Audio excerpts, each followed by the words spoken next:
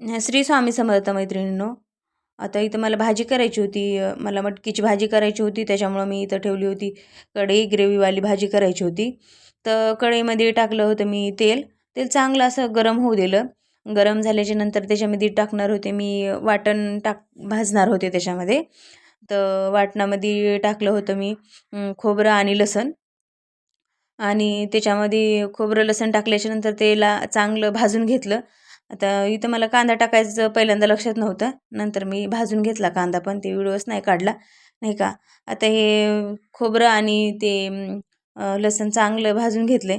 त्याच्यामध्ये मी हे टाकून घेतले परत मिरच्या. मिरच्या पण त्याच्यामध्येच भाजून घेतल्या होत्या.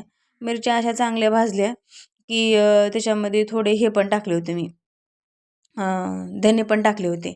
धने आधीच भाजलेले होते, पण त्याच्यात टाकले मी, नाही का, होण्यासाठी, म्हणजे त्याच्याबरोबर होऊन जातात.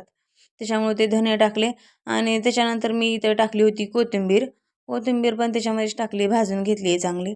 आणि पेस्ट एकदम चांगली होती हिरवीगार, त्याच्यामुळे ते त्याच्यातच कोथिंबीर टाकली होती.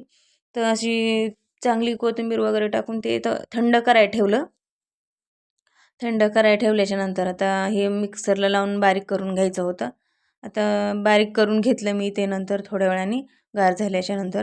तर इथं मी परत तीच कढई ठेवली आहे. ती कढई ठेवल्याच्यानंतर इथं त्याच्यात घातले तेल आणि जिरंच घालायचं होतं, दुसरं जास्त काही घालायचं नव्हतं. सगळं मी त्या मसाल्यामध्ये टाकलं होतं. तर इथं टाकलं मी जिरे. जिरे चांगले तडतडू दिले त्याच्यामध्ये. आणि लगेच मी वाटण टाकून घेतलं. वाटण चांगलं त्याला तेल सुटेपर्यंत चांगलं भाजून घ्यायचं वाटण. मस्त असलं की वाटण भाजून घेतलं त्याच्यामध्ये. आणि ते वाटण असं हिरवं दिसतंय आता म्हणजे. आणि मग ते थोडं भाजल्याच्यानंतर थोडं लाल होते. त्याच्यामध्ये टाकून घेतली मी हळद. आता हळद टाकल्याच्यानंतर त्यात सगळे मसाले पण टाकायचे होते. इथं मी टाकलं होतं लाल तिखट टाकलं होतं आणि कांदा लसूण मसाला पण टाकला होता. धनिया पावडर टाकायची काही गरज नव्हती, कारण आपण त्याच्यामध्ये पहिल्यांदाच धने टाकले होते. तर इथं मी मग नंतर हे टाकले. आपल्याला ते चांगला मसाला भाजून वगैरे घेतला आहे तेल सुटेपर्यंत. नंतर मी इथं टाकली होती मटकी त्याच्यामध्ये. मटकी पण चांगली अशी याच्यामध्ये परतून घ्यायची, नाही का, आपल्याला मिक्स करून घ्यायची चांगली वाटणामध्ये. आणि आता आपल्याला ते मिक्स करून झाल्याच्यानंतर थोडं गरम पाणी करून त्याच्यात घालायचं आहे, कारण की गरम पाण्यानं भाजी खूप छान होते, नाही का, चव लागते भाजीला.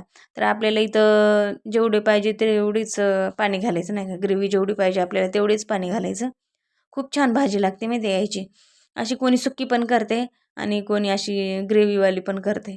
आता सुक्की तर काही आवडत नाही आम्हाला लई जास्त, पण अशी ग्रेव्हीवाली केलं की डब्याला पण द्यावं लागते, त्याच्यामुळं हे ग्रेव्हीवाली केली. असं चांगला कडकडीत त्याला उकळा फुटू द्यायचा बघा. आणि वरून पण थोडीशी कोथिंबीर घालायची. मस्त अशी चांगली तरी पण आलती त्या भाजीला. हे बघा, तुम्ही बघू शकता किती छान झालेली ती भाजी. हे बघा, खूप अशी चांगली उकळलेली. तुम्ही पण करा, तुम्ही पण खा आणि माझ्या चॅनल सबस्क्राईब करा. धन्यवाद.